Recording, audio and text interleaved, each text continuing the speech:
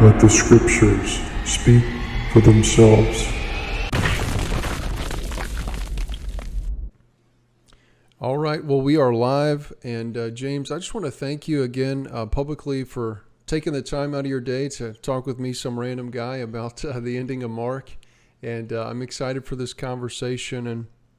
And to start us off, I just wanted to hear a little bit about your background and how you came to, really, as much as you've studied this, which we'll talk about in this video, I'd love to hear what sparked your interest and what got you to delve so deep. You've written an entire book on this topic, along with the woman caught in adultery passage. You may have more books that I'm unaware of, but you've definitely delved extremely deeply in this topic. I found your research very helpful in my study on this, and I just love to hear, maybe people watching would love to hear what got you interested and led you to ultimately writing your book. Well, I began studying the field of New Testament textual criticism in 1986. My first close encounter was with a book that was in a book sale. Christoph Lake's The Text of the New Testament, one of the later editions of it, and that got me investigating the field in general. And but oftentimes when people look into text critical questions, they ask, well, what about the larger ones? There are very many smaller textual variants and textual contests to consider, but oftentimes it's the story of the woman caught in adultery in John, and the last 12 verses of the Gospel of Mark that often people ask about. Well, that's a rather large thing to decide upon, and many people are not well equipped. Lots of even commentators have been somewhat misled by just things that got passed along in the field. Comments by Bruce Metzger that told part of the story but missed important details of the evidence as well. And so I came to the topic of Mark 16:9-20 in particular.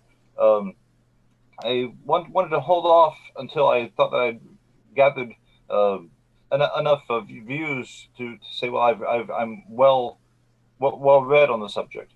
And beginning in 2007, I began to write on the subject.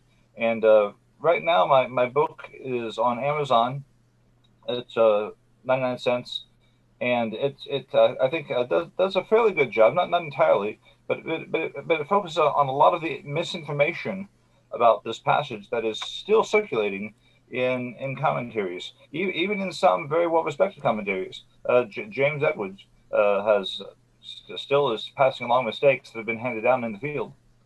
So part of the challenge is correcting misinterpretations, but also just misinformation that is still being circulated even among some of the best commentators in the field are still using outdated or simply inaccurate information. Yeah, no, I think that's so right. And I pulled up your slide where you quote the Message in Jerusalem Bible and the ESV. And for me, your book, James, I think what stands out, what you contribute to this debate so well, is that there's a lot of misinformation. And I really see you as like a whistleblower, if you will, of pointing out. Your introduction to your book was very helpful. And I was quite frankly baffled at how bad some of these truth claims were. I remember the one that stood out was that there wasn't a single shred of evidence for the longer ending of Mark until the medieval times. And I remember reading that from someone who has 2 graduate degrees at Southwestern, and I just thought, this is wild. This is crazy how far that this bad research. And as you point out in the introduction as well, we see this in footnotes through various translations of the Bible, and it's very one-sided and skewed. And once I got to reading a bunch of books on this topic, including your book, I found out just how skewed this really is, and has been quite shocking to me that, say most manuscripts don't have this, or, some of those claims just have stood out to me. And so I'd love to hear your thoughts on maybe your role as a whistleblower for this issue. And then I'd also love to hear what it was like for you stumbling across how twisted and construed this thing has been as you started studying it. I'd love to hear your thoughts on that. Well, one of the books of a previous generation is the last 12 verses of Mark, vindicated by Dean John Burgeon back in the 1870s. Okay. And in his book, he quoted several commentators of his day who were getting things wrong, sometimes horribly wrong, making multiple references to one composition as if it was two compositions by two different writers. And Burgeon corrected a lot of things. Not that it did a lot of good, because 100 years later, the United Bible Society's textual apparatus was still making mistakes. That if they had just paid a little bit of attention to Burgeon, he had the information, the data right before their eyes to say, no, that's not from this author, that's from this author. But 100 years goes by, and Burgeon's comments are still being ignored. I think now by the fifth edition, they finally did correct some things. But the first edition came out that had mistakes in it that Burgeon had already corrected. But I think that was part of people thinking, well, that Burgeon, he was just a fundamentalist radical. He was Burgeon, so we'll just set him aside. Well, again, that's something to watch out for. When you send the message that the house is on fire, don't send the clown to tell the story. And so some people will say, well, these people are just clowning around out there with these corrections. We can afford to ignore them. But it's important to establish the guardrails against appearing to be just some obsolete fundamentalist or some kind of friends that's being represented. So I should probably emphasize from the beginning, I'm not a King James onlyist. I'm not majority text only. I'm not TR only. So folks need to clear themselves of some assumptions that they make and look at the evidence. I think sometimes when you see in Bible footnotes, and it just says things like, oh, the earliest manuscripts and some other witnesses don't include Mark 16:9-20. And that's as far as they go with it, and think, well, see, it's already been settled by the experts. We can ignore this passage. Or as I think James White would say, well, it's questioned, and therefore we shouldn't use it like we normally use the Bible. Like the Bible, we know why the Bible was given to us, but since we have doubts about the textual foundations of this passage, we'll just not really treat it like it's the Bible, Yeah. Because the Bible is something we usually use to establish doctrine and so forth. But if you're always putting this in doubt, then you won't use it that way. Sure. And I think that's the case, in our day and age. I'd really never heard, other than growing up and seeing it in my Bible in brackets and with a very childlike, naive view, I thought, okay, well, it's in there, it's God's word. And then going to Bible college, we really didn't cover the issue other than my New Testament professor. I remember him saying that, this isn't canonical. Most people reject it, along with the woman caught in adultery. And that's the predominant view. And I have held that until I came across this passage. I've taught through most of Mark on my YouTube channel. And I got to this passage and I knew it was a big deal and I needed to spend a lot of time studying. And once I got to researching, I found that, my presumptions were pretty wrong. And the evidence for this is actually stacks pretty tall. And so I was quite surprised by that.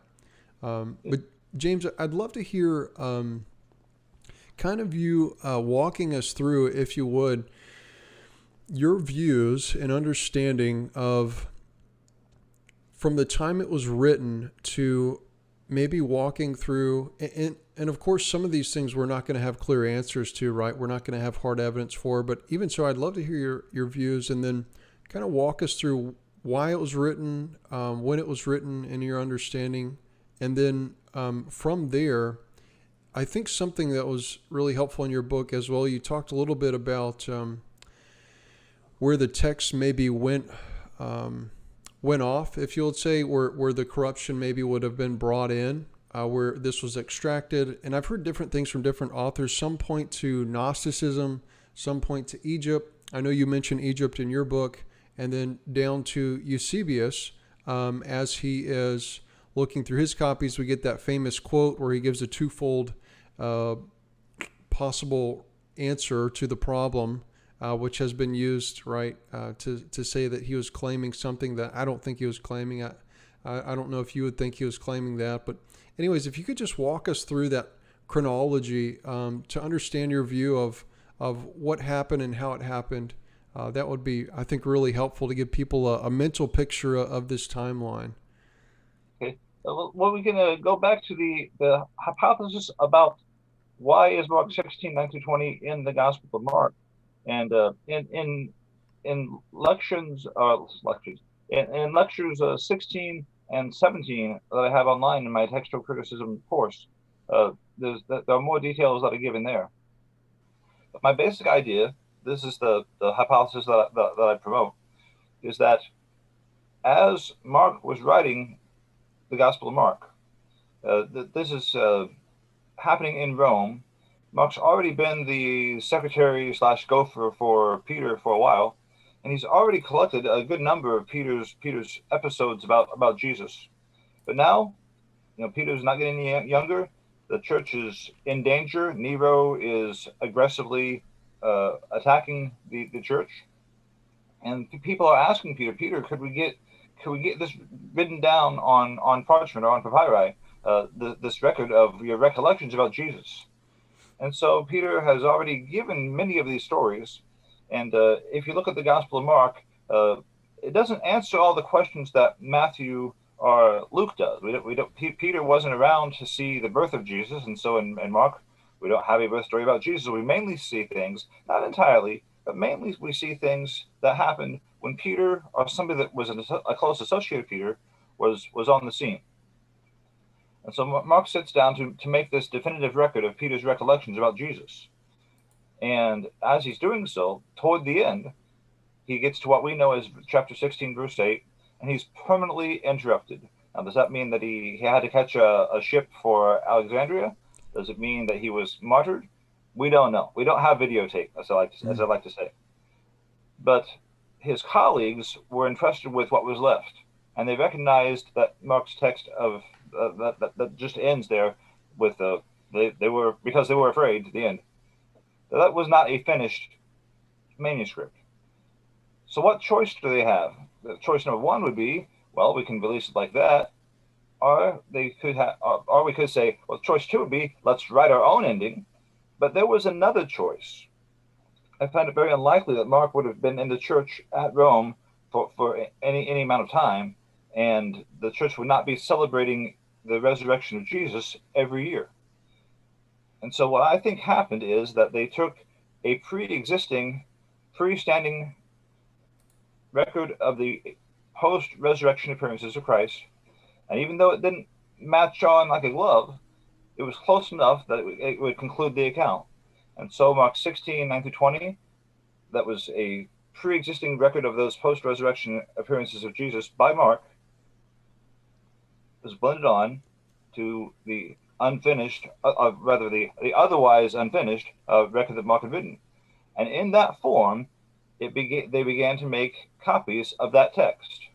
It was only until after this record of Jesus' post-resurrection appearances that the Gospel of Mark, its production stage ceased and its transmission stage began. That's usually the way that people describe or define what the original text means. For instance, we have the book of Proverbs, which is not just the work of one person. You can see in chapter 30 and chapter 31, certainly, that's written by other people. And in the Psalms, we have some Psalms by this person, some Psalms by that person.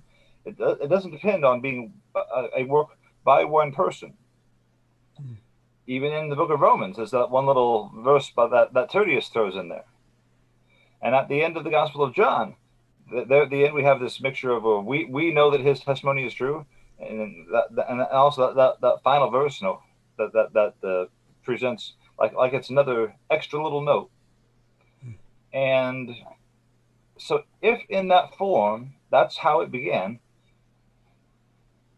at some point it would reach somebody on their way to Egypt. And that person might say, wait a minute, we don't know this as the Gospel of Mark. We know this as the resurrection. We know this as the recollections of Peter about Jesus. So this extra little thing here, this is not Petrine. And because of that doubt being raised in the Alexandrian transmission line, or what became the Alexandrian transmission line, that was excised. They would rather have just what comes from Peter. And there was even a scribal tendency to say we only want to keep what comes from the main source. This extra little thing from Mark is like a postscript or something unauthorized. It's not really got the authority of Peter behind it. And so in the Alexandrian transmission line, pretty early in the transmission line, that was excised. But in the Alexandrian transmission line, a little later on, they get tired of just stopping the text. They recognize, hey, nobody ends a narrative like this. Now you might end a speech like this, and we see that being done in Plato. But end a narrative like this, it's unheard of. And so ending a narrative like that with Gar was unique. And eventually somebody said, yeah, we need something more here. We need to wrap up the narrative.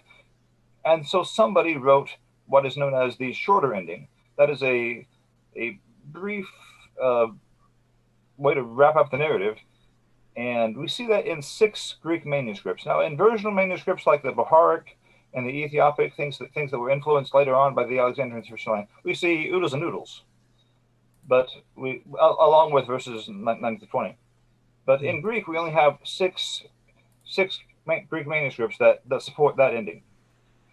Now, that ending has made it into the footnotes of some modern translations, even though it's supported by only 6 manuscripts, and nobody thinks that the shorter ending is original. It doesn't look Markan, it doesn't sound Markan, and yet it is in there. A man named Salmon, George Salmon, back in the 1800s, after Westcott and Hort had made their theories about it, he spoken up and said, well, I think the situation here, the reason why they give attention to the shorter ending, even though everybody knows that this is not genuine, it's kind of like that. Once upon a time, there was a duke who was having this party, and he invited the plumber, and his wife was like, why are you inviting the plumber?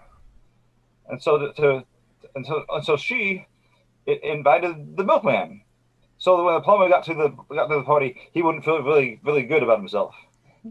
So I think that's kind of the situation that we have when those who reject Mark 16:9 to 20 are kind of throwing in the shorter ending, just so the milkman won't, just so the other guy won't feel bad. That's funny. Yeah, the NLT version actually has it has, of course, through verse 8, and then it has the shorter ending, it has the longer ending, and it also has it was my wife's Bible. It's a life application, but it had all of them and the freer. How would you say that? Freer. The freer Logion. I think I have the Bible you're talking about. Can you give me just a moment? Yeah.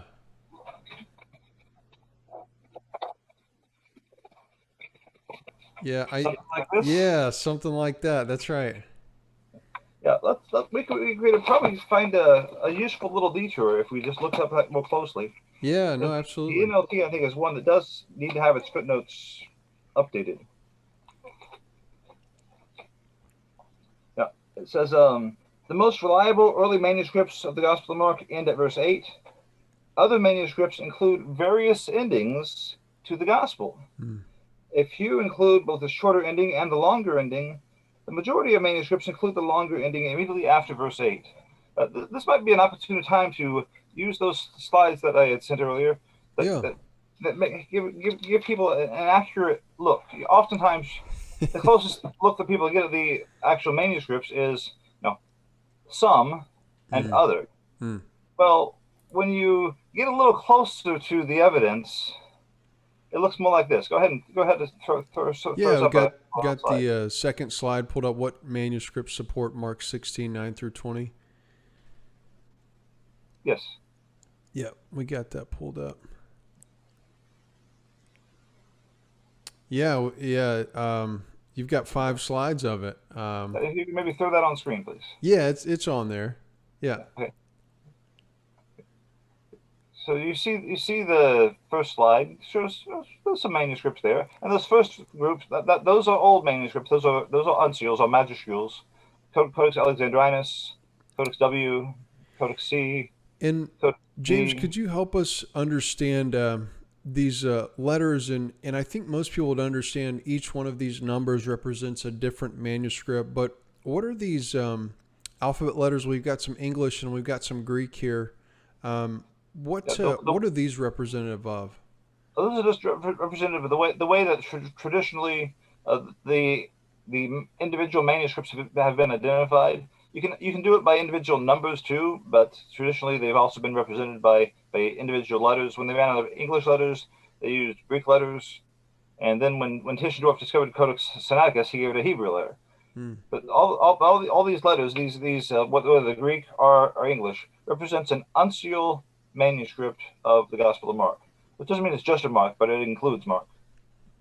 So those would be some of the older manuscripts. Now, according to the message, none of those can have Mark 69 to 20, because according to the message footnote, which it's amazing that this footnote has lasted so long in the message. When I often think, do you people have no friends? Does nobody tell you that your footnote is absurd? Right. Yeah. Yeah. The message says is contained only in later manuscripts. The others are ministerial manuscripts written after the development had to minuscule script, which made writing the manuscripts a lot easier. Had been made. Each and every one of those is an individual echo of the text that was handed down to them. And on the next page, there's a few more. We can see a few more on the next slide. Yeah, that's right. 380 through 1169. Yeah. Yeah. And these are not dates. These are just they were assigned identification numbers in the order, generally in the order in which they were cataloged. Yeah, and James, you identify, I believe it's 1,460 something total manuscripts that speak to this issue that we're talking about. Is that correct? Yes, on the next slide, there's a few more. You can see that one. Yeah. And then after that, there's a few more. So when you add it all up, there's something like when I made this count a few years ago, there's something like 1,642. More could probably be added to that by now. Surely more have been discovered. But also there's also Mark 16:9 through 20 was one of a group of 11 passages that was also used in the lectionaries to celebrate the resurrection of Christ. And as one of those 11, that means that even if you just have a copy of Luke or John or Matthew that has the closing chapter, and also has a note about those 11 readings in its margin somewhere, those copies, even though they don't have text from Mark, could also be added to the list as indirect evidence, because for those 11 readings, if you have one, the logical conclusion would be that manuscript, when it was in its pristine form, had all 11 of those resurrection readings. Yeah, and James, could you speak to, you mentioned this in your book, could you speak to where Mark 16:9 through 11 is placed in the lectionary, when they would read it, those two places, and then, maybe the significance of that? Yes, it's placed in the 11 Hierotheum collection. It was also read on Ascension Day. Right, that's right. Yeah, which is an important day that you probably don't bring out one of your better texts, not the one everyone's debating as false, right? If that were the case, hypothetically, on Ascension Day. Having a text in the lectionary is a default recognition that it is authoritative. Right. Yeah, I found that very interesting. Ascension Day, I mean, the ascension of Christ, it's not the resurrection, but I mean, it's one of the prominent events of his life. And to me, to have a lectionary reading on a passage that, say, I don't believe it was debated now that I look at the evidence, but say if we take that view that it was debated, it just makes no sense to put that text in in that date to line up for Christians to be reading that scripture. Or like you said, anywhere in a lectionary as maybe I don't know if there are other things outside of scripture ever used in lectionaries, but to be sure on a day of Ascension celebration, that wouldn't be the text that you choose if it was debated. Ambrose, I think uses it rather prominently. Augustine also uses it repeatedly, and Right. you can tell that even though we don't know exactly what kind of election cycle was being used in each one of those locales, we do see that this was included in the church's reading text. I think even back in Westcott and Hort's comments on it, they list various locales that definitely in the elections of the 4th century they had this text in the lecture in whatever election cycle they were using. Yeah, that's really interesting. But then you have all those manuscripts on the flip side that don't have Mark 16:19, and you might think, well, when all that you see is some have it and some don't, or some have it and others don't, you might say, well, how many Greek manuscripts are there that have it? And I think we have a slide there that shows all those Greek manuscripts that don't have Mark 16:19-20. That's right. I got all three pulled up.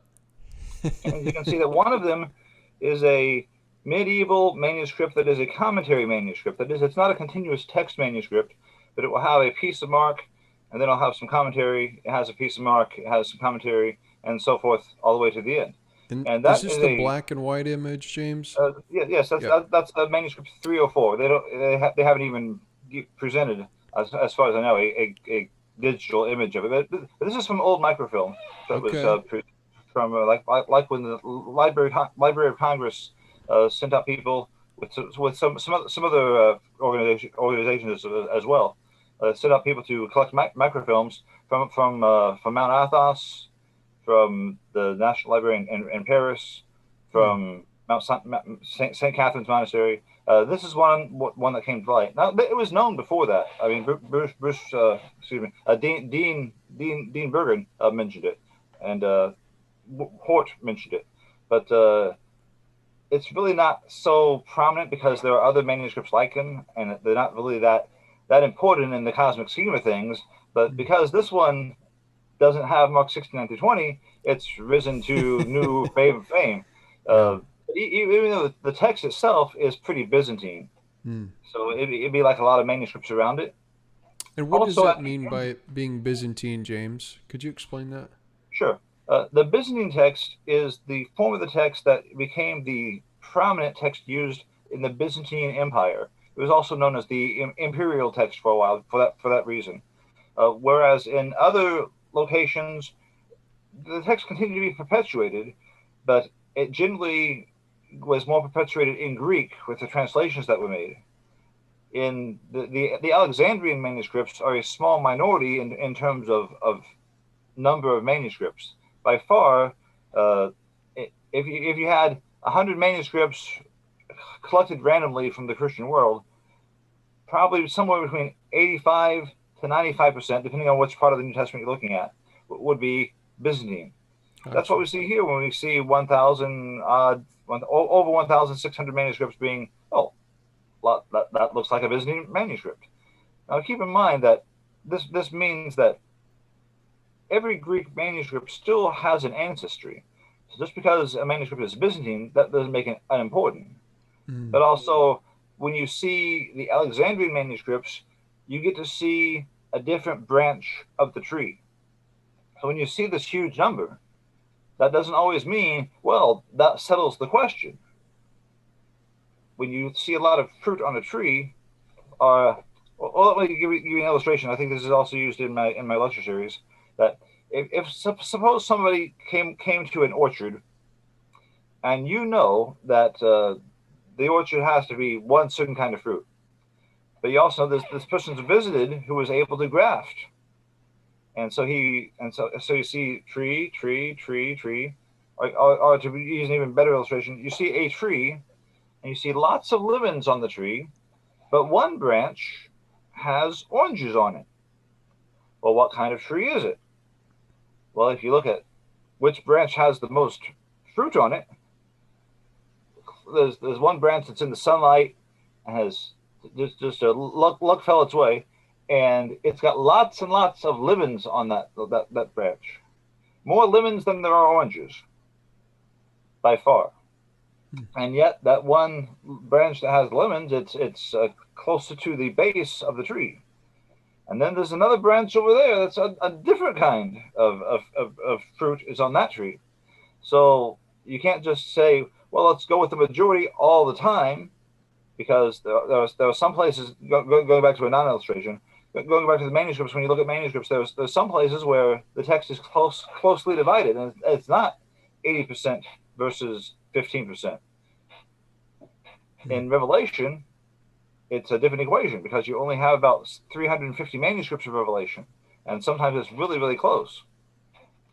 So you have to, first of all, when you come to the text, you can't just say, well, the majority rules, because, well, the majority isn't always a great majority, for one thing.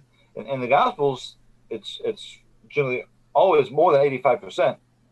But sometimes there's this kind of reading and that kind of reading, and there's a close call even within the Byzantine text itself. The Byzantine text divides in some cases. That's why, even though in the majority text of the Byzantine text, sometimes you'll find this, which is the majority readings, you'll find sub-readings in the margin, and also in the Hodgins and Farstad majority text, you won't always see exactly the same reading in the text. There are some differences. That's because of differences in their approach to groups of manuscripts, which are subdivided into groups that can clearly be considered one voice, and then there's echoes of that voice. One position would be, well, a manuscript's a manuscript, but the other position would be, but not all manuscripts are created equal. And when you can tell that this group of manuscripts has something in common, for instance, sometimes there are commentary manuscripts that contain the text of a gospel, and those all are basically the echoes of one person in the Middle Ages making a commentary. If the manuscripts are all have a text accompanied by the same commentary, and they all generally have the same readings, except for a scribe has made the same mistake, you can boil those down and assign different weights to say, well, okay, that's a manuscript, but because it boils down to being an echo of an earlier source, we can give it a lighter weight than we would to something that's centuries and centuries earlier, that doesn't have a line of descent that's so late like that one. So part of the picture is we have to assign weight to manuscripts, and that's the basis on which Westcott and Hort back in 1881 assigned prodigious weight to Sinaiticus and Vaticanus, especially where they agree. And so in the world of Westcott and Hort, when they agree, the reading of Sinaiticus and Vaticanus should generally be accepted almost categorically. There were some exceptions, but they were pretty rare.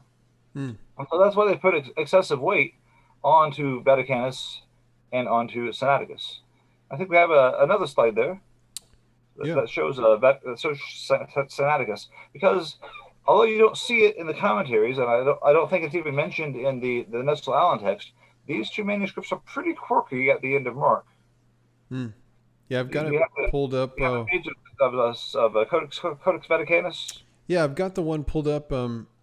Slide number 8, where you scan in the what would be the rest of the ending that there's extra room for.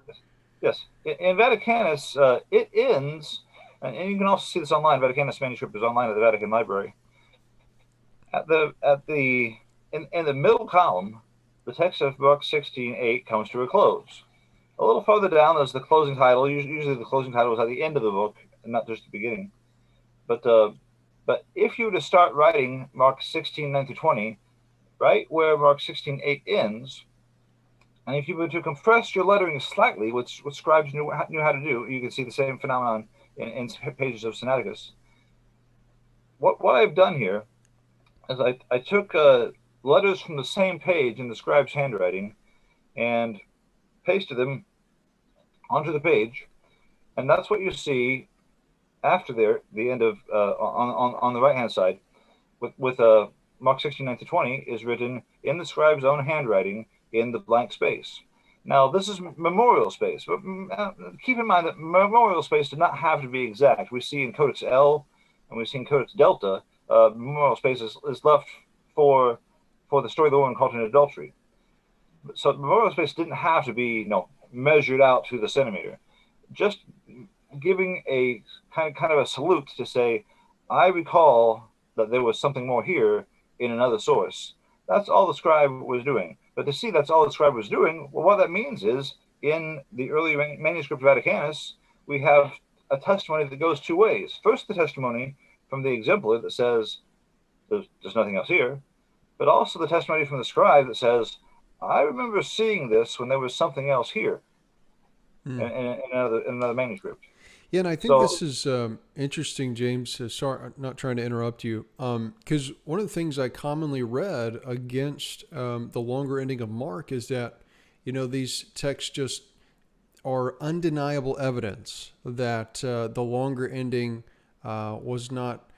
shouldn't have been in there. And then when we pull up these texts and look at them, the picture, as they say, it says 1,000 words, quite literally, maybe 1,000 letters. But it's not that, it's ended in the third column or in the second column with space and then the Gospel of Luke starts, but rather, like you said, we have this memorial space. And for me, on both sides of the issue, sometimes people present certain evidences as undeniable, but in the case against the longer ending of Mark, this is one of the obviously two main texts, Codex Vaticanus along with Codex Sinaiticus, that this is presented as the undeniable truth of the fact that, the longer ending of Mark was added in. It shouldn't have been in there. This text, just all it says is that the longer ending of Mark isn't in there. But like you're saying, it may say that in a footnote, but when we pull up the actual document that is in question here, we have a lot of space here. We have what you're calling memorial space. And as I read in your book, this isn't common. We see this in separating of types of books, say between the Psalms or between prophetic literature or between the Testaments. But we have this, and this isn't the last gospel, so we couldn't say that, of course, after this we have Luke and John, so we can't say, well, this is the last gospel, then it's switching to other church letters. It's in the middle of a category. So for me, that's very interesting as strong evidence actually not against the longer ending, but for the longer ending of Mark. Yes, and following up on that, those blank spaces in the Old Testament, their purposes are crystal clear why they occurred. We see at the beginning of Psalms where the format changes from 3 columns per page to 2 columns per page. Obviously, there's going to be a gap there because of this change from 3 columns to 2 columns. The ruling itself had to change. And when we see one scribe's work meet another scribe's work, obviously the leftover space is going to cause a gap because you can't go back and make it line up exactly without saying, well, one scribe's work meeting another scribe's work. If they're working separately, that just won't happen.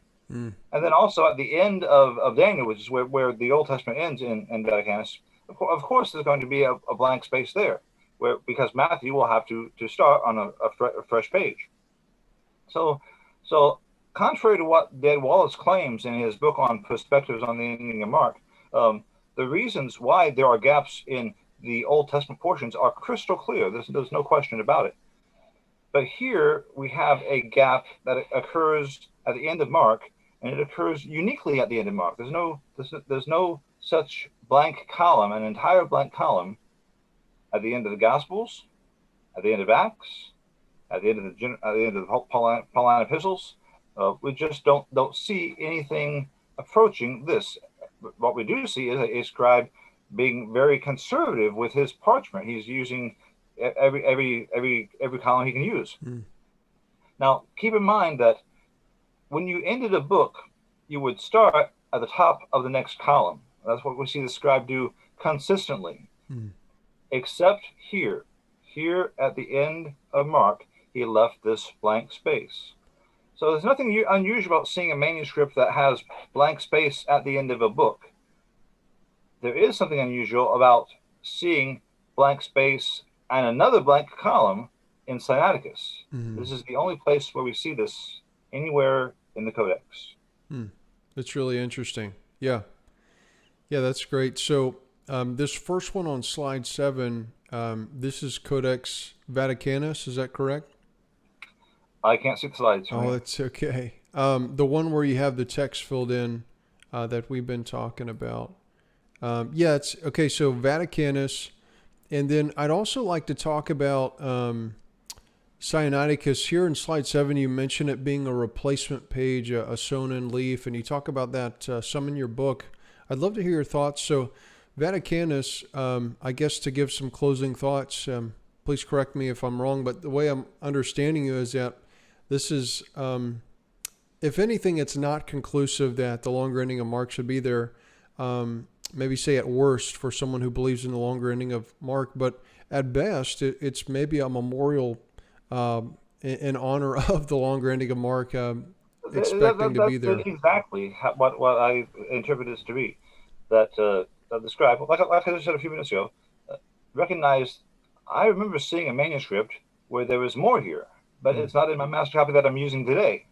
So maybe if I could just indulge in a little bit of hypothesis, maybe the scribe was thinking, I'm not making this manuscript for myself. It's going to go somewhere else. Mm. Maybe the next guy that has this manuscript in his hands, maybe he'll want that there. Mm. Maybe he won't. Mm-hmm. I'll leave it up to him. And thus, you have this memorial space, which with just a little bit of compression, fits the text exactly. Mm. And what does this have to do with, if you're familiar, if you're not, I don't know the answer to this, but where these two were written and maybe the tradition that they were wrapped around in their culture that would lead them to leave this blank or not fill it in? Well, in terms of where they were made, we don't know exactly where Vaticanus was made. Okay. Sinaiticus, Sinaiticus looks like it was made at Caesarea. Now, possibly, scribes didn't always stay in one place. A scribe from Egypt could easily find his way to Caesarea, or a master copy from Alexandria, from Egypt, could find its way to Egypt.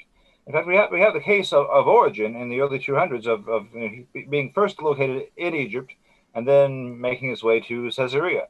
So it's not unlikely at all to have by the 300s manuscripts at Caesarea that would descend from a collection from Egypt. Because in Egypt we have the early Sahidic version, and its affinities are certainly with the Alexandrian text. Okay.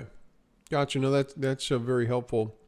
One of the books I was reading spoke of the extraction of the longer ending of Mark being a very local thing that was going on, and then maybe when Eusebius or Jerome speak of it, it's specific to their area, being the first mention we have of something like this going on in early church history. But yeah, I'd love to hear your thoughts. I've got Sinaiticus pulled up, and as I mentioned, you talk about this replacement page.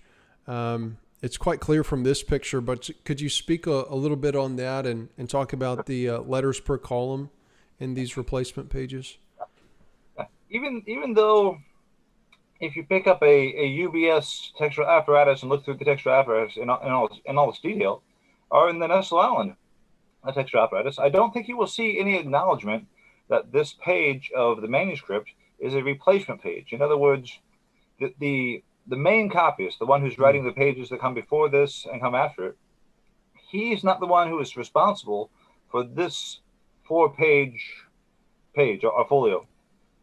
It was somebody else. Probably the supervisor or the Diatessaron has the guy who proofreads the manuscript. Okay. He comes to what the main scribe had made on these 4 pages, and somewhere in those 4 pages there's something that makes him say, we got to redo this. Mm. And so the task of redoing those 4 pages falls to him. What's probably happened is, as much as people would assume it's got something to do with the ending of Mark, it looks more like it has something to do with the text of Luke, just because of the way it comes out with the amount of letters per column when you actually go through the trouble of counting how many letters per column there are. Because on the pages of Luke, the text is drastically condensed. I mean, the letters are compressed, so the copyist is able to fit more letters onto each line, and he does this consistently throughout Luke, which would imply that what the main copyist did was leave something out. And so now the proofreader, the corrector, has to write on the same amount of space the amount of text that was already there, plus the amount that the main scribe accidentally left out. So when you look at that text in Luke, all those columns are stuffed. They're cramped. It's crowded like sardine letters. Yeah, what I'm seeing here is the ending of Mark. It's around the 600s, and then Mark. That's Mark 14. Mark 15's in the 500s and very, very low 600s, and then with the transition to Mark to Luke, we've got 500 letters, and then 37 with the ending of that column, and then Luke starting on the next page, which is common for books, but we didn't see that in Vaticanus. Now we're looking at Sinaiticus, and it's more of a normal where it ends in one column and they start the next column. And we've got 681, 670, then 700, 680. Like I said, the letter per line is significantly increased compared to, say, Mark 15 in the 500s. Yeah, and this requires thinking, but what I think happened is when the proofreader is redoing these pages, he realizes the challenge is going to be the text of Luke. That's where the mistakes were made. That's where the hard part of fitting everything in is going to be. After he does the work of making sure that the end of Luke on the pages that he's making will interlock smoothly with the next page that the main scribe has made, then he goes back to write the text of Mark, because no problem, that the hard part is in Luke. But as he's writing Mark, he forgets what he's doing and just kind of instinctively starts to write in compressed lettering again. If you look at those numbers, you'll see that in the third column, after you get along a little bit, it all of a sudden shoots back up. Yeah, in the ending of Mark, or we have 680. Right before Mark 16 starts. Yeah. Okay. Yeah, the 600s, right? We've got 592, then 593, then 604, 605. I wish I had it in front of me. Is there any way you can put the slide in front of me? I don't know that there is. So we've got Mark 14, 54. We've got 630, 650, 640, and then 700. Yeah, 700. Yeah. He's still in Mark 16 there. That's like that's Mark 15 ending in Mark 16:1 there. Yeah, that's I think the ending of 14 going to 15, and then towards in Mark 15 going to 16, we've got 590, 590, 600, 600, and then. So again, I'm sorry I don't have a slide in front of me. Oh no, you're fine. So we've got Mark 15 in those 4 columns. We've got 592, 593, 604, 605, and then in the bottom left corner, that 4-column block, we have 550. So it's gone down, and then the 37, the ending of that, and then 680. Could you just read me the numbers of column per column? Yeah, starting from the beginning. Yeah. Yeah, so Mark 14, 54, we've got 635, 650, 639, 707. Okay, stop there. There. Okay. The 700 there, that's before the end of Mark. He's still in Mark 15 as of writing that. What I suspect is that he had gotten a little bit used to writing in condensed lettering, and suddenly began writing in condensed lettering in Mark where he didn't need to. But then as he goes down, and also writes in chapter 16, verse 1, he makes a mistake. This is the corrector who makes a mistake. He absolutely omits most of Mark 16, verse 1. Then he needs to think. Then he comes to his senses and says, "Wait a minute, what am I doing? I'm condensing stuff I don't need to condense." And it's also interesting that you could if he had kept on using condensed lettering, Mark 16, 9 through 20 would have fit on the remaining columns.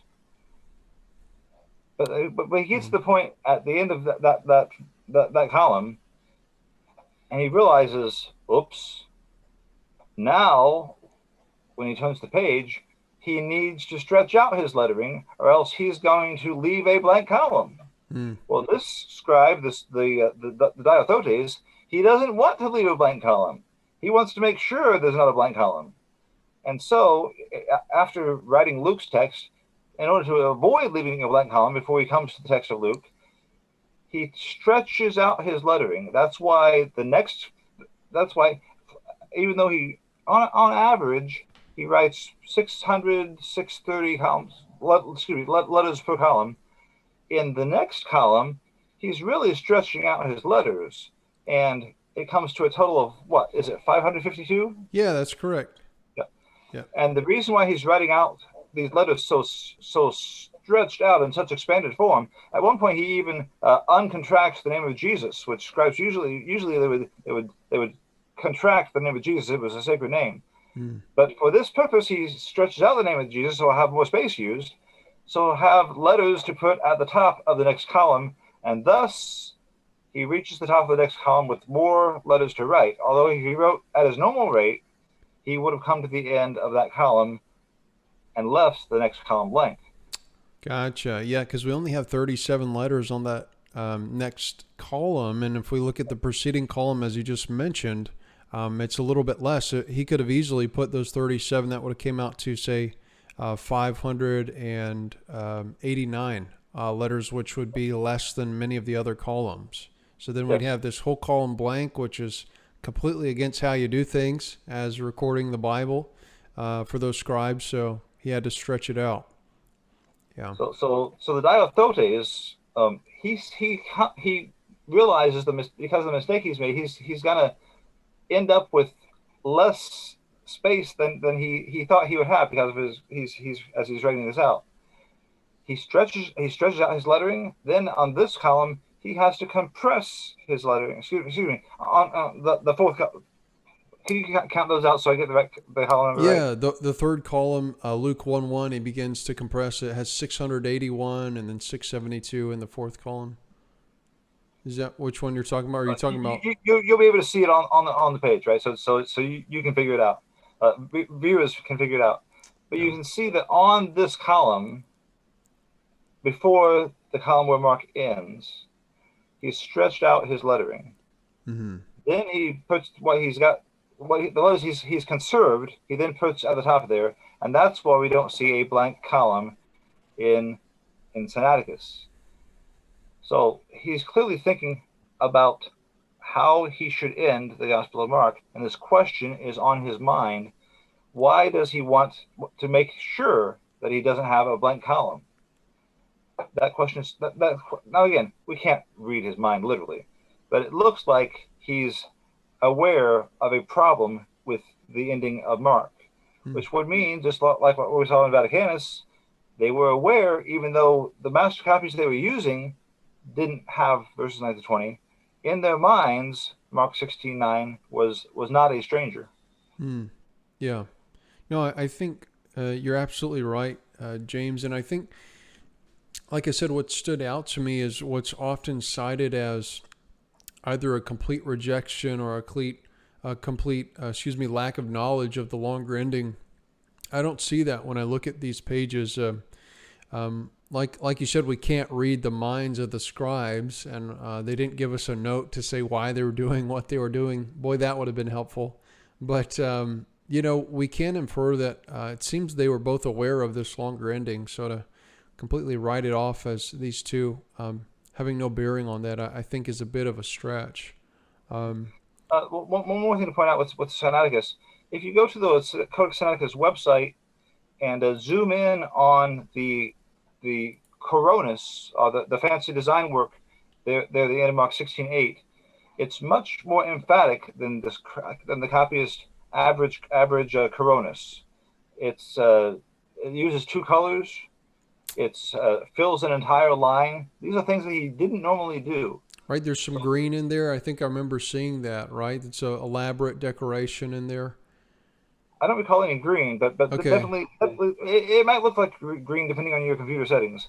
But definitely a combination of red and his normal ink. Okay, gotcha. Maybe thinking of something else, but But yeah.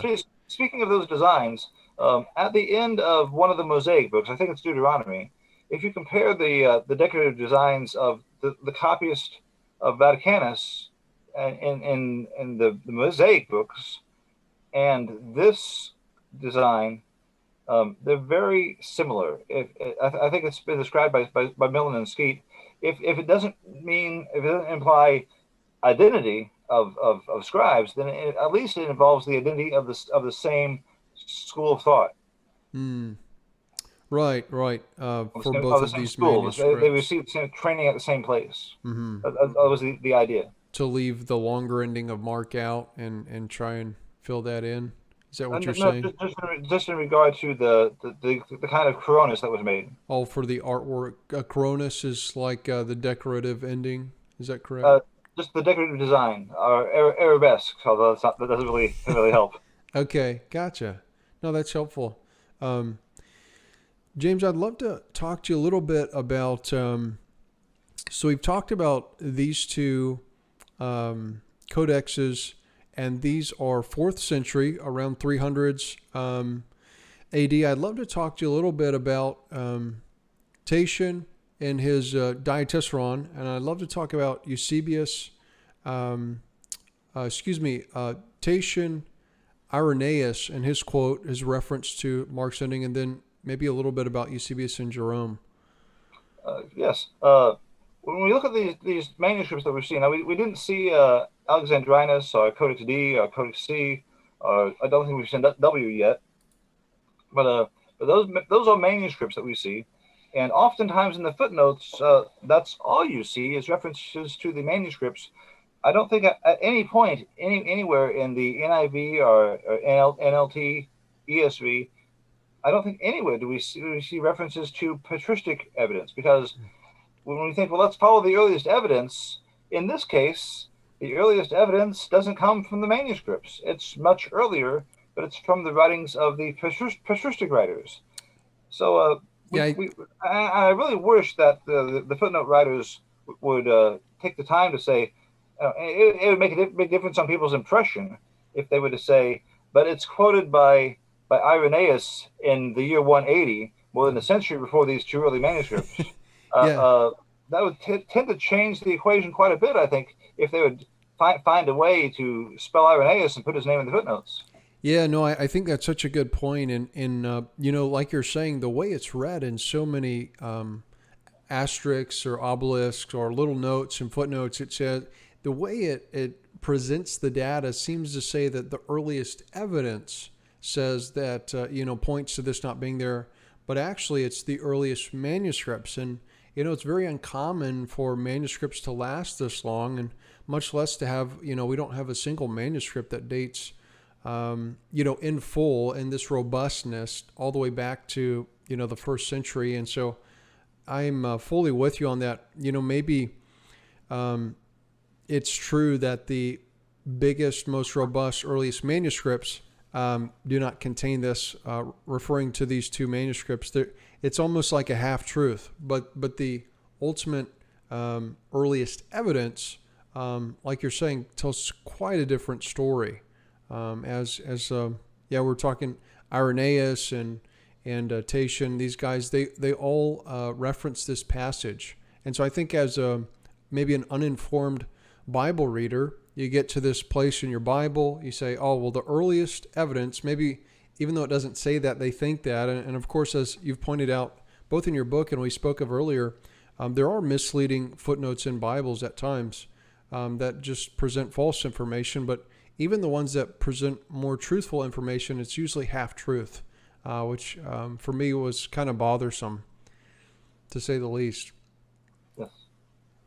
So I'd love to talk a little bit about Tatian. I was reading earlier today in his Diatessaron, and for those of you who are unfamiliar, it's a compilation of all four of the Gospels mixed in together. And I saw multiple references. Maybe I'll be able to pull this up, but he mentions a few particular verses that we can only find in the longer ending of Mark. And for me, it was really quite surprising how much this was quoted. I've got, if that's okay with you, James, I'll just read through these really quick. Well, if we could, there's another physician writer that I think needs some focus because of how his evidence has been misused, and that is Clement of Alexandria. Yeah, no, that would be great. Because now I'm reading here from the Bruce Metzger's textual commentary, and if you've ever read any other commentaries on the Gospel of Mark, or if you've ever heard any lectures by Dan Wallace about the Gospel of Mark, then this is probably going to be a pretty familiar, because oodles and oodles of commentaries simply parrot Bruce Metzger and think that they've done some kind of textual critical work when they haven't. Yeah. But he says that Clement of Alexandria and Origen show no knowledge of the existence of these verses, referring to Mark 16:9-20. Well, of course, the impression is going to be, in most cases, wow, if Clement of Alexandria didn't quote this, then it probably wasn't in his manuscript, right? But in real life, when you look at Clement's text and his citations of the Gospel of Mark, Clement didn't use very many parts of Mark at all. Perhaps you have the slide about Clement that I made for you? Yeah, I've got it pulled up already. Yeah. Okay. Well, you can see, and if anybody has any other data to add to this, feel free. But using the data that I was able to accumulate, and looking at, and by the way, a man named Cozart, I think, did some analysis rather recently, and found that when you look at how much Mark actually quotes from Mark, it's not that much. Yeah, you've got 1.3% here. Yeah, he uses Matthew 10 quite a bit in a composition called "Who is the Rich Man Who Shall Be Saved?" But outside of chapter 10, we don't see any quotations from chapter 1, 2, 3, 4, 5, 6, 7. We don't see anything from chapter 11 and chapter 12. We don't see anything from chapter 15. We don't see anything from chapter 15. So saying Clement shows no knowledge of the existence of these verses, well, that's true of more than half the chapters in Mark, and those chapters are much more than 20 verses each, like chapter 16. So the use of that nugget of nothing is nothing as far as its real weight goes toward resolving this question. And we can even look into the details of whether or not Origen and Clement use exactly nothing, or whether there might be some hints of something. For instance, Origen, there's one of his writings that was not released directly by him, but by some friends of his or fans of his later on. In Philokalia, part 5, there was a reference that sure sounds like a reference to Mark 16, verses 15 through 20. So that might be a statement that really needs to be re-examined altogether. Yeah, that was another thing I continually found in research was this argument from silence, to say that because a certain church father or influential theologian in the early centuries didn't mention a verse, therefore they, if they didn't mention the longer ending, they thought it shouldn't be in the scriptures. And like you're saying here, if we take apart every church father, unless they mentioned, Genesis 1:1 all the way through Revelation, we could make that same logic could lead us to think they didn't believe in huge chunks of the Bible. It's just a foolish argument. I think it's a really big straw man, and to me, it's frustrating to stretch the evidence or lack of evidence to that conclusion. And sometimes too, the evidence is just misrepresented. For instance, another claim from Metzger that gets repeated all the time is that the original forms of the Eusebian sections drawn up by Ammonius make no provision for numbering sections of the text after 16:8. Ammonius is not responsible for what are known as the Ammonian sections. And there's no need to go through the details of this, because Dean Bergman has already done it 100 years ago. Unfortunately, they completely ignored his evidence, but his data shows very, very clearly Ammonius is not a witness one way or the other. And what's the name of that book, James? Bergman's book was the last 12 verses of Mark. It's more than 100 years old, so it's online. You can easily download it. And look in the appendices. One of the appendices is just on this subject. So Bergman must have done a lot of digging for just for the appendices of his book. Yeah, but again, awesome. Have most people paid attention to Bergman? Not really. He made many statements that you can tell from the contrary claims that other more recent writers have made. They never read Bergman. They never read Bergman, so they don't know. Yeah. So so we talked about Clement. Do you want to speak a little bit on Tatian on the Diatessaron? I think that would be helpful. Yes. Tatian was an author. Now, in later years, because he was a vegetarian and didn't thought that becoming a Christ was so imminent that there was no point in getting married. Later on, he was kind of looked on, we are not sure if you're Orthodox or not. He was even condemned by some. But Tatian at the time, though, was an important writer who made what was called the Diatessaron. The Diatessaron was the text of Matthew, Mark, Luke, and John, but kind of smashed together so it wouldn't be exclusively Matthew or Mark or Luke or John, but we would have all four Gospels, but combined in one continuous narrative. So when Matthew, Mark, and Luke and John all say the same thing, the Diatessaron would generally only say it one time, and then you had the text that was unique to each one of the Gospels, but all in one continuous narrative, as if the whole Gospel story was being told simultaneously in one uninterrupted narrative. That's what the Diatessaron was supposed to be. Later on, because Tatian was regarded as a heretic, copies were not made anymore, and we have very, very, very few Diatessaronist echoes of the Diatessaron. For instance, we might say, "Oh, this person was quoting from the Diatessaron," but that will be that person's writing. That won't be the Diatessaron itself. But there is an Arabic text of the Diatessaron, but it has considerable influence from what was called the Syriac Peshitta, a version from the late 300s or so. And so you have that in the east. In the west, you have numerous Diatessaron witnesses, but some of them are pretty late. But an earlier reference is to what was called Codex Vaticanus, which in the Gospels was a Diatessaron text. A man named Victor, not the other. Well, we'll just call him Victor. But Victor, the Bishop Victor of Capua, preserved this manuscript, but he was unsure about the doctrinal propriety of it, and so he preserved the text that he had found. But scratch that. He preserved this form of the text. It was the format, but he replaced the text itself with the form of the Vulgate that was known to him. So in its format and the arrangement of the text, and the arrangement of Matthew, Mark, Luke, and John, in Codex Vaticanus, we have that format, but as far as the content, that's the Vulgate.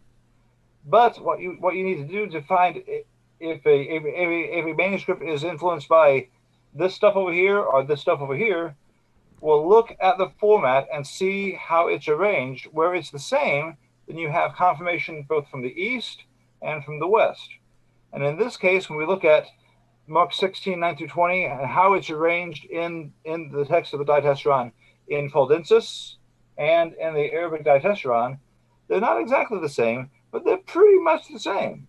And so there's evidence from those two Diatessaron witnesses that Tatian's Diatessaron contained Mark 16, 9 through 20. But there's also another very important Diatessaron witness, which was the commentary made by Ephraim Cyrus. This was a Syriac writer in the 300s, about 360 or so, and he wrote a commentary on the Diatessaron. and he quotes from Mark 16, 9 through 20. No, not the whole passage, but you can see my book for the exact details of it. But Ephraim, in Syriac, writing a commentary on the Diatessaron, uses material from Mark 16, 9 through 20. So there's another confirmation, and those three together are pretty strong evidence that Tatian's Diatessaron in the 100s contained Mark 16, 9 through 20. Yeah. And of course, shortly after that, we have the quote from Irenaeus, in which he I think it's the most explicit reference we have to the longer ending of Mark, that's in the 2nd century, right? Where he... Yes, you could go a little bit earlier to a writing called the Epistula Apostolorum, which was probably written around 150 and then rewritten around 180, because the claim was that Jesus it presents Jesus saying, "I'm going to come back at a certain time," and then that time came and Jesus hadn't come back, so they said, "Okay, in the 2nd edition, I'm coming back at this time." And it still happens to this day. Yes, it still happens. That same sort of thing. People don't learn. But anyway, in the Epistula Apostolorum, and it's a cumulative case. It's not like super obvious. But Robert Stein was one scholar who recognized that in the Epistula Apostolorum, the framework of the story matches up with what a person would get from Mark 16, 9 through 11, but not what one would get when we use something else. That's interesting. So the Epistula Apostolorum is one possible reference. There's even earlier. There's also the evidence from Saint Justin the Martyr, in about the year 160 or so, and in his first apology, chapter 45, he uses, when he's describing the events of what happened before the Ascension, he uses wording that is very similar to what we see in Mark 16:20. And Hort raised a doubt about that, but Hort was working without Tatian's, without the Arabic Diatessaron.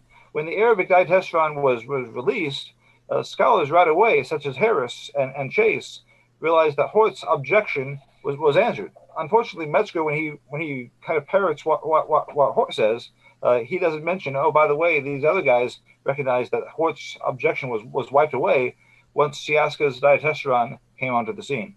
And so the doubt is perpetuated, even though it was answered back in the 1880s. That's interesting. But coming to Irenaeus, in Irenaeus's book Against Heresies, book 3. Now, at one point, as he's writing Against Heresy, Irenaeus mentions who's in charge of the church at Rome, and that's how we can get a pretty good idea of the date of when he's writing. But he says, as he's describing the contents of the Gospel of Mark, he says, also towards the conclusion of his gospel, Mark says, so then, after the Lord Jesus had spoken to them, he was received up into heaven and sits on the right hand of God. And so this is a writer who's working in about the year 180, and he's making sure that he's writing aggressively against heretics. And I think a person in that situation would use what he considered the best text. That's right. Also, this is confirmed in the margin in Manuscript 72 and in Manuscript 1582. Both times in Greek, we see this note that says, Irenaeus, who was near the time of the apostles, in his work Against Heresies in Book 3, cites this from Mark.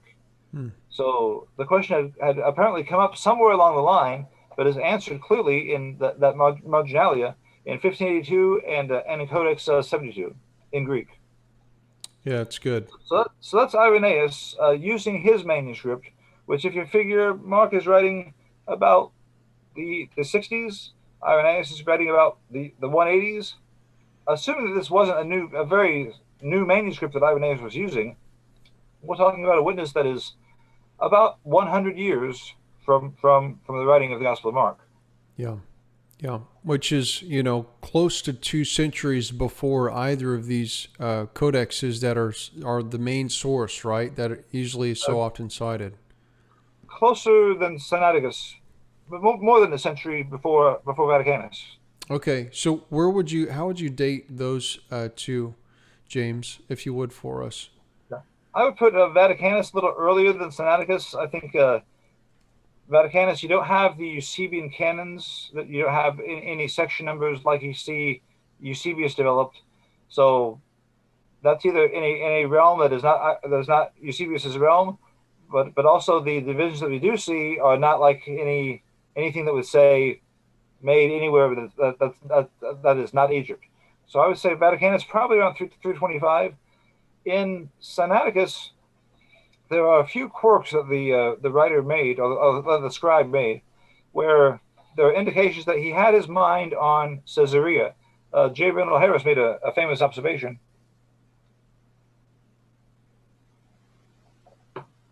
where the scribe is writing the word Petrita. That's what he's supposed to write, referring to the homeland of Jesus. We're in the text where Jesus is saying a prophet is not without honor except in his own hometown. But instead of writing Petrita, he writes Antipatris, which is the name of a city not too far away. And so it's kind of like now this will only work in Britain, but Harris said it's like if a scribe said, "I come not to." He was trying to write from Shakespeare. I come not to bury Caesar, but instead of writing bury Caesar, he wrote I come to bury Caesar. No, scratch that. I'm getting it wrong. I come to Banbury Caesar, not to praise him. Now, Banbury is a town that was along a certain road that was close to Cambridge. So the idea would be that he's got this town or this place on his mind that's not too far away from him. And also in the Book of Acts, also at one point he does the same sort of thing. And not to dive too deep into the weeds there, but twice the scribe seems to have Caesarea on his mind, or the area around Caesarea on his mind.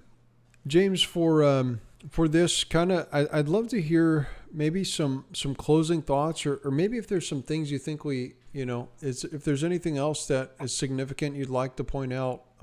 Yes, definitely. When it comes to the patristic evidence, and again, manuscripts had a way. If they were written on papyrus, there was one place they would survive, and that was Egypt.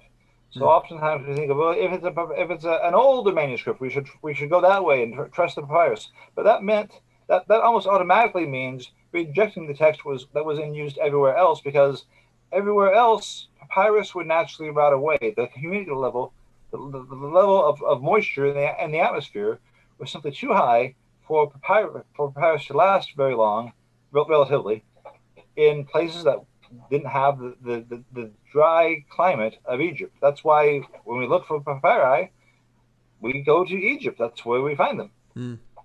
It's very rare to find one anywhere else. One's been a papyrus cover has been found in Ireland, but it was a very unusual conditions.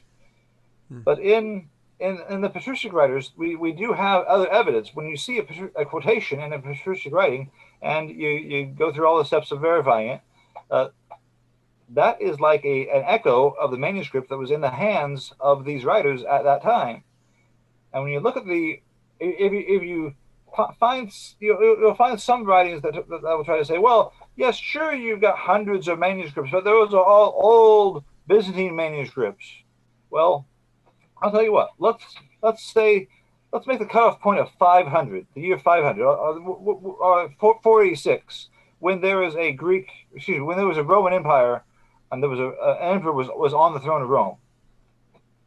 If we just make that the cutoff point, maybe add in a few others from a little bit later. I think you have a slide that I sent of Roman era patristic writers who used material from Mark 16:90 to 20. Is it Sinai GR 212? Nope. That's not it. One of the patristic writers of the Roman Empire. Okay, let's see. I don't know that I have that. Maybe I do. It would be like around number 10.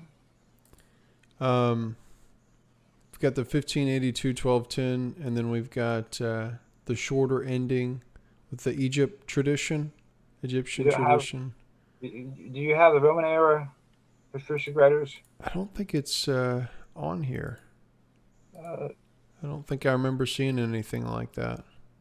Well, that's disappointing. But anyway, I'll just repeat to you. You could say they're not all as crystal clear as are all as lengthy as the others. But you could take a from the earliest point, Epistula Apostolorum, and then Justin Martyr. That's about the year 160.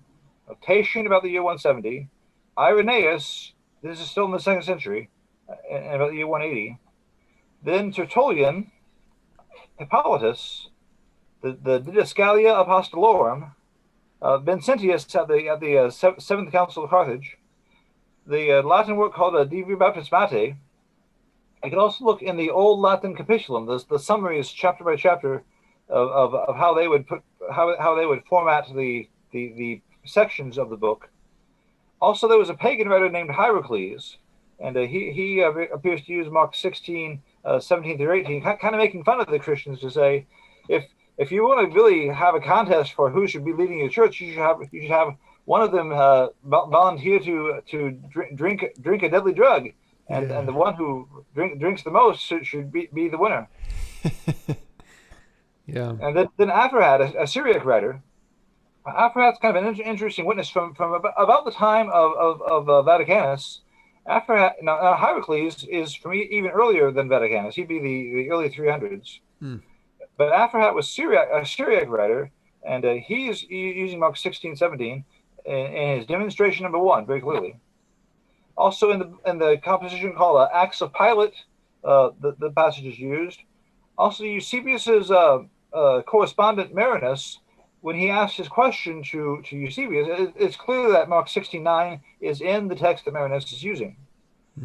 We see Eusebius use it. And by the way, Eusebius's comments are much more extensive than what a person might get if they just look at Bruce Metzger's comments, which is pretty much what you'll get in most commentaries, because people are just looking at Metzger's commentary and saying what he says and say, yeah, that makes sense. I'll find a way to reword that. They put down Metzger and they start to write something. Oftentimes, stretching it out in ridiculous ways.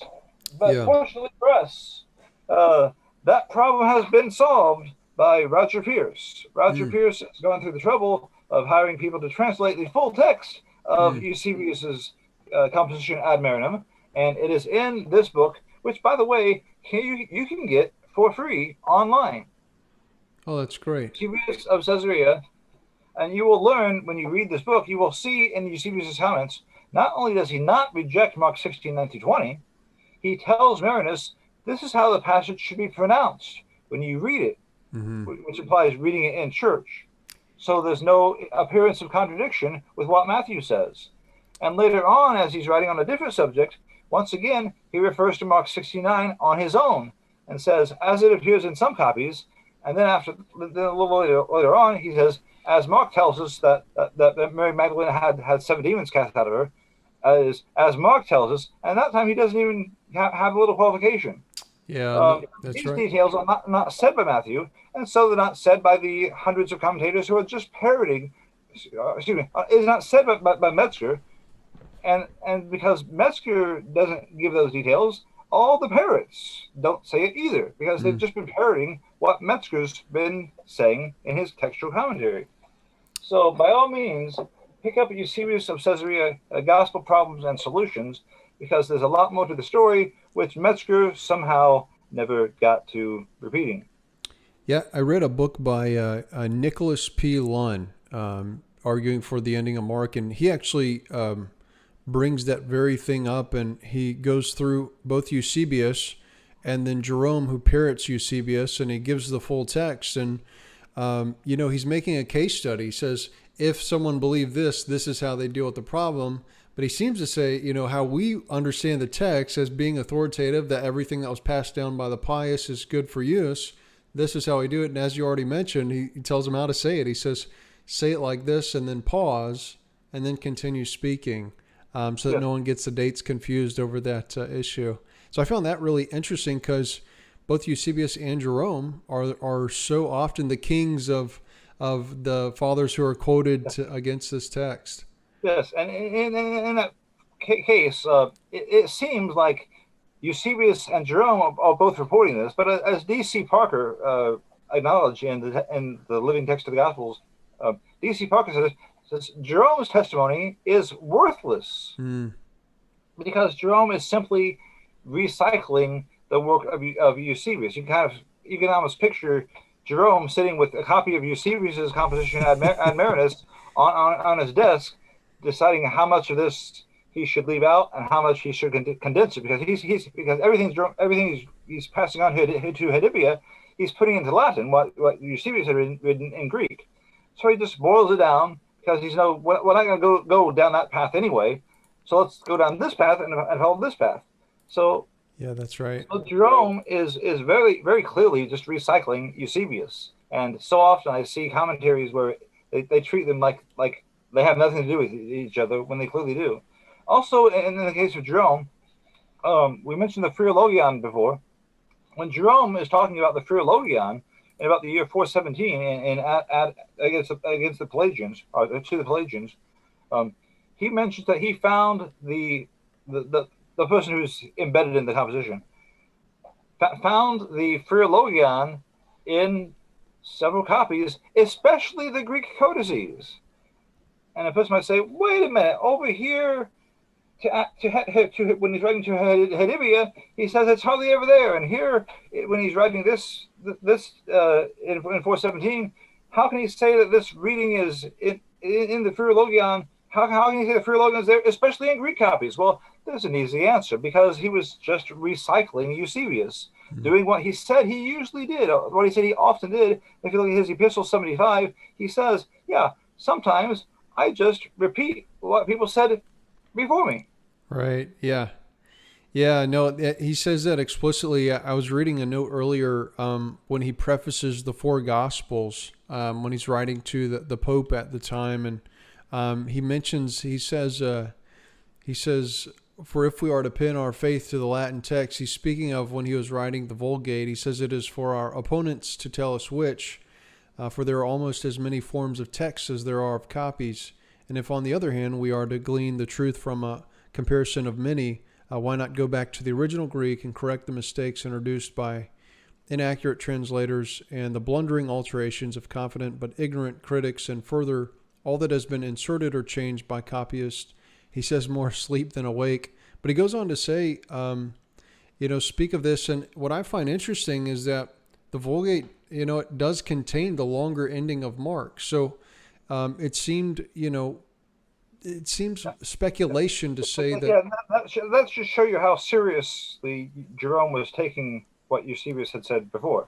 Yeah. Because he knows that he's going to go with Jerome's solution, the one that says, "Well, here's how you pronounce it." Yeah. Yeah. Yeah. But also, I don't want to ignore the other writers. Whoever made the Philologion, of course, the Philologion appears between Mark 16:14 and Mark 16:15. Contrary to what Daniel Wallace had said, it is not a longer ending. That is not something that could survive as a freestanding ending. So NET readers, please get that idea out of your heads. The footnote there in the NET annotation is talking nonsense. The Philologion is not a different ending. It is an interpolation between verse 14 and verse 15. But also, there's a Fortunatianus, and also if you use the NET, the annotator of the NET gets some of his manuscripts mixed up, and sometimes on one occasion he treats one manuscript as if it's two manuscripts, as if like this is part of the manuscript, this is the other part of the manuscript, but really it's one manuscript being double referenced. So that should be sorted out. But also around the year 350, that's about the time of Sinaiticus, Fortunatianus wrote a Latin commentary, which has only recently been published. And Fortunatianus mentions that Mark talks about the Ascension, the Ascension. Also, a little bit after that, Ambrose of Milan, like I mentioned before, Palladius of Rataria. There's also the Claromontanus catalog, which is simply a list of the links or line measurements as stikoi of each gospel. Ephraim Cyrus, that I mentioned before, uses Mark 16:9-20. Uses parts of it in his commentary on the Diatessaron. There's also a work called Apostolic Constitutions, about the year 380, and Epiphanius, the apologist on the island of an island, let's say, Epiphanius, I think Crete. Augustine. Not only does Augustine quote Mark 16:19-20 extensively, but he also quotes his Greek manuscripts. There's also a group of what are called apocryphal works or pseudepigraphical works called the Lucian Acts or Lucian Acts. Again, has references to the contents of Mark 16:19-20. The Doctrine of Addai, and kind of a more significant than you might think, uses it. And the books of Pelagius uses it. Philostorius uses it. Esnik of Golb, and it's interesting that you'll see in Metzger's work, and you'll see in the parrots of Metzger, of references to the Armenian manuscripts. But what I don't see in Metzger's comments or in any of the other comments of later writers, later commentators, references to Esnik of Golb. Esnik of Golb was an Armenian writer in the 400s, far before any of the major Armenian manuscripts. And Armenian of Golb, in his writings, uses Mark 16:17-18. So also we already covered Jerome. You could look in the writings of John Chrysostom, Macarius Magnes, the guy who's responding to the works of Hierocles. He uses the passage and doesn't say anything about some manuscripts it's there, some it's not. He uses an entirely different line. Marius Mercator, not well known, but he still counts. Marcus Aramida also, and that implies the Marcus was in the land of Israel, and that shows us the range geographically of where the passage was attested. It's not just that it's in this one locale, and here I think that illustration of the tree comes into place, because we don't see it just in one locale. When we come to the shorter ending, we see that coming up in the one locale. When we look at the actual manuscripts of the shorter ending, when the earlier ones, we see the text being formatted on the page the same way. When the longer ending of Mark is presented, it doesn't just start at verse 9, it starts in verse 8 and goes down from there. But that presentation is very rare. We see it in the Greek Sinaitic Lectionary 1601, and we see it, I believe, in let me move this book here. We see it in 099, one of those small fragments. So when we look at the notes in Codex L, the notes in Greek Sinaitic Lectionary 1602, and we see the format in Codex 044 and those fragments, they're very closely connected. So that tells us a story. And the story is, although Mark 16:9-20 was not in Egypt early on, it was practically everywhere else. We see it in the writings of Patrick in Ireland. We see it with Peter Chrysologus. We see it in Israel. We see it in what is now Turkey. We see it in Armenia. We see it in Syria. So we see a very wide attestation in favor of Mark 16:9-20. But you don't see any of that if you don't see the patristic writers. And in the footnotes and in many of the commentaries, the patristic writers are utterly ignored. But if you take a look to examine the evidence in whole, you'll see this mountain of evidence in favor of Mark 16:9-20.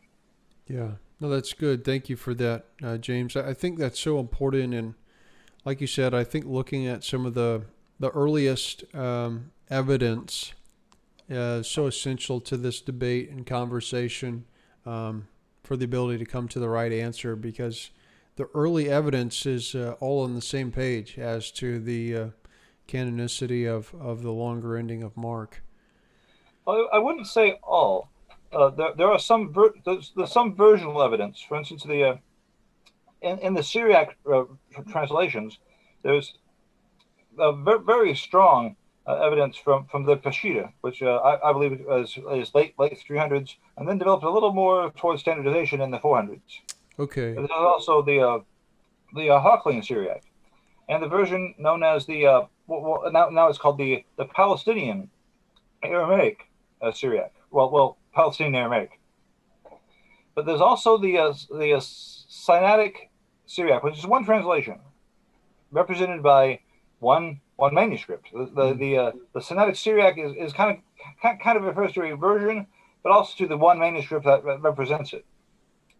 It's a manuscript that is to this day housed at St. Catherine's Monastery on Mount Sinai. But it also has a relative called the Curetonian Syriac, which was discovered before it in about 1858, I think. But they're clearly connected. But in the mark as seen in the Sinaitic Syriac, it ends at 16:8, whereas in the Curetonian Syriac, there's hardly any text to mark extant in existence, in other words. But the part that is includes at least marks 16, 17, and so forth. So there is one Syriac reference, which means that the proportion of Syriac evidence would be 99.9 manuscripts plus the patristic evidence. But you do have the Sinaitic Syriac in there. Okay, yeah, I was thinking more of like the first 2 centuries. Like, is there anything you can think of that's strong evidence against the longer ending of Mark, James? Nothing direct. I don't think there's any question expressed about the legitimacy of Mark 16:9-20 until you get past Justin, past Tatian, past Epistula Apostolorum, past the Baptismate, and you have to drift into a little after Hierocles, to Eusebius of Caesarea. I think Eusebius is the first individual anywhere to draw the passage into question to any degree. And Eusebius, it looks like at the time he wrote Ad Marinus, or Ad Marinum, it looks like he was perfectly willing to accept the passage, because when somebody asks you a question about it, the way to say, reject it, throw it out, get rid of it, is not to say, this is how you pronounce it, to ensure that no misimpression. When you're in the church reading this passage, this is how it should be done. Yeah, that's right. That's funny. No, it's possible it's possible that Eusebius later on, if he made his canons, his cross-reference system for the Gospels, it's possible that as he was making that cross-reference system, he may have changed his mind and said, "Well, it's really difficult to bring all this together in an easy cross-reference system like the one I've been making." So he might have just simplified his work or left it unfinished. We simply don't know. Yeah. And the former quote of Eusebius is the one most commonly used against the longer ending. So yeah, no, I'm glad you bring that up. Well, James, is there anything else you can think of? What would you leave maybe people listening to this? What would you encourage them to do for the average Joe, who's just reading their Bible and they stumble across double brackets or something? What would you encourage them with in this regard? Well, one thing would be to recognize when you're reading a parrot, because some commentaries, some lectures that you might find online are simply repeating things that have already been said that should have been corrected a long time ago, but they never knew better, and so they kept on perpetuating it. For instance, in the earlier editions of the UBS text, it said that some Ethiopic copies stop at Mark 16:8, and even Eugene Nida's translator's guide, that claim was perpetuated. In 1980, Metzger finished a detailed study on the Ethiopic text, because he had done a double check thinking, do those abbreviations really mean what we think they should mean, that we read in the 1800s about Ethiopic copies? So when he double checked it, he found, no, we've been understanding this all wrong. He went back to the actual Ethiopic evidence and found that every single one of those Ethiopic manuscripts includes Mark 16:9-20. There were a lot that also included the shorter ending between 16:8 and 69, but that's not the same as a manuscript that just stops the text at Mark 16:8. So Metzger wrote a very detailed study and published it in 1980. But to this day, in copies of the text of the New Testament, written by Bruce Metzger, and in the latest edition, I think edited by Bart Ehrman, you can find on one page the claim that, from 1980 that Metzger made, the claim that all Ethiopic copies include Mark 16 to 20, but on another page of the same book, 40 years after 1980, you will still find the claim that in some Ethiopic copies Mark ends at 16:8. That's funny. Yeah, it is kind of funny, but it's also kind of sad. Yeah, funny in a pitiful kind of way, right? For the groupthink that's in play to be jostled into, will you please pay attention? So one thing would be to recognize, like I said, recognize parrots. If you're reading along and you're reading something like Metzger, where it says the Armenian and the Georgian, we have copies of both that don't include this passage. Well, keep in mind though, most people don't realize this, but the old Georgian was translated from the old Armenian. So having these two is like it's like saying not only does the voice say this, but also the echo of the voice. Right. As if that's going to mean something. Right. Yeah. So yeah. No, that's good. I think watching out for parrots is a good piece of advice. Not only with things people may agree with or things they may disagree with, not only with modern commentators, also even with church fathers and stuff like that. Yeah, that's a good piece of advice. Yeah, yep. No doubt. All right, so tell me what I'm looking at here, James, with this longer ending of Mark here. Well, this slide. Excuse me, John. Yes, this slide shows the end of John. And I don't think you'll see this at the Codex Sinaiticus website, but when T.C. Skeet was looking into the question, he arranged for the end of John to be examined under ultraviolet light, and this is what he saw. The same thing that Tischendorf claimed that he saw, but of course Tischendorf couldn't verify it because he didn't have the opportunity to do digital work. But what we see here is that the main scribe initially ended the Gospel of John one verse early, made a little ornamental design, and stopped the text there. The implication is that he just wanted to preserve what he thought of as the main author's work. But then someone, either the copyist or the supervisor of the copyist, changed the scribe's mind, and he came back, erased that decorative design, and included the final verse. But this is a sort of a vestige or a remnant of the custom in that particular transmission line of trying to preserve only the work of the main producer of the text. So if you see John as this is just the book of John, not John's community, then you get rid of the final verse.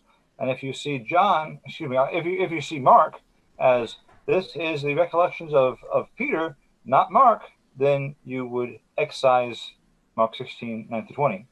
Meanwhile, in the community where it was first written to in Rome, and throughout all the area around Rome, and farther along throughout all the Roman Empire except Egypt, Mark 16, 9 through 20 was used with authority.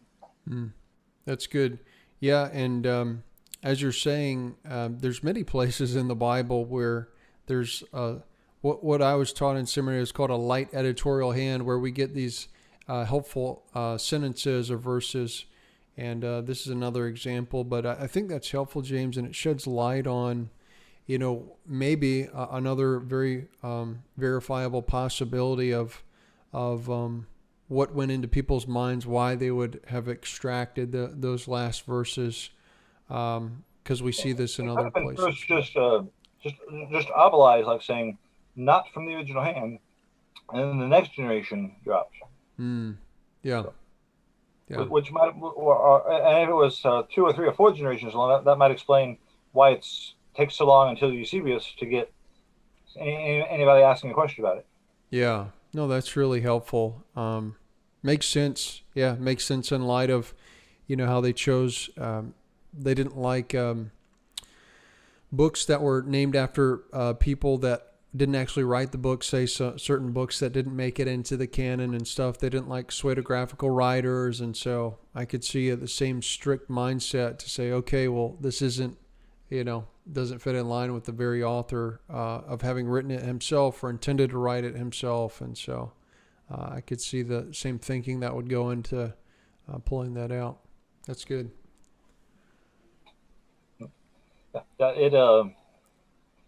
It created a very abrupt narrative, but it didn't stay abrupt for very long, because then they made the shorter ending.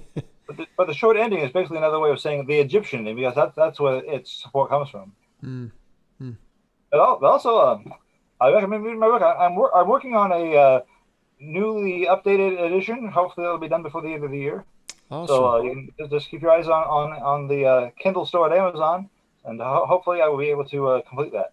Yeah, that's awesome. That's where I found your book, James, on Amazon, and read it through Kindle and found it very helpful and found it done very well and thought the table of contents, everything worked great. I could bounce around where I needed to and thought it was a good reading experience. So, yep, that's where I would point people to. You could check them out on Amazon. Does it also have a physical copy, or is it mainly digital? It's only 99 cents. So yeah, so 99 keep cents. the cost low. Right now, it's just digital only. It's really generous. If folks don't have a Kindle, there you go. If folks don't have a Kindle, they can go to academia.edu and find a printable text over there. Yep, I'll pull that up here. Yep. There's a link here on the screen if you'd like to follow that at academia.edu. Also, there's the amazon.com way to check that out. James, thanks so much for taking time to have this conversation. I'm sure some people, it'll be something they've not really ever thought about, and some people, I'm sure they know a whole lot about it. But I appreciate your time in the conversation, and I really do appreciate your book as it did help to blow the whistle, so to speak, on a lot of parrot research, quote unquote, right? That's not really research at all. It's just people repeating things they haven't sought out for themselves. So I found your book very helpful in lots of ways, but that was one of the main ways. It was the introduction. I love it. It was very eye-opening. And I know I've seen other people on YouTube have read your book, and it's been very paradigm altering for them as well. So thank you so much for the time you've put into this. I think it's really important stuff that we're covering. One more point, which was just that you often see the claim that asterisks and obeli often accompany this section. I think Craig Evans, N.T. Wright, Dan Wallace have all perpetuated this claim. Double check your manuscripts. In the course of doing this research, I dug into them, and in every case, there were the kind of asterisks or the kind of marks that simply refer to a footnote, which mean nothing more than what a footnote number means on our modern books. But when it comes to when people picture asterisks like in a line or in a column, that's when we have an indication that somebody was either doing something to indicate something that was connected to the lectionary, or in some cases really was connected to casting doubt on the passage. In no case did these asterisks or marks, beside Mark 69-20, have anything to do with casting doubt on the passage. In every single case, Dan Wallace, these were not text critically relevant. These either had something to do with the election cycle, and they have the same marks which other passages would have, or they were connected to a note that was accompanying the passage, a comment made by some marginality maker. In no case is there just nothing but an asterisk that is text critically significant, and there are also misrepresentations of how broad the notes that accompany Mark 69-20 mean in the family one small group of manuscripts, and how significant they are. They often follow the wording of Metzger, which leads people away from where the evidence actually leads. But for those that are interested in the details, they can find them, hopefully, in my book. So thank you. Yeah, awesome. Well, James, thank you so much again, and yeah, look forward to. I'm sure I'll be reading your book whenever I get around to the woman caught in adultery. I'll read your treatment of that subject as well. But again, I appreciate you coming on and taking time to talk through this issue, and I hope it's a blessing to everyone that listens to it on YouTube and podcasts. Hopefully, it'll open up to their mind to your work, but not only your work, but to maybe some of the intricacies of dealing with these text critical issues, and doing it with a truly open mind to look at the evidence. So, Thank you.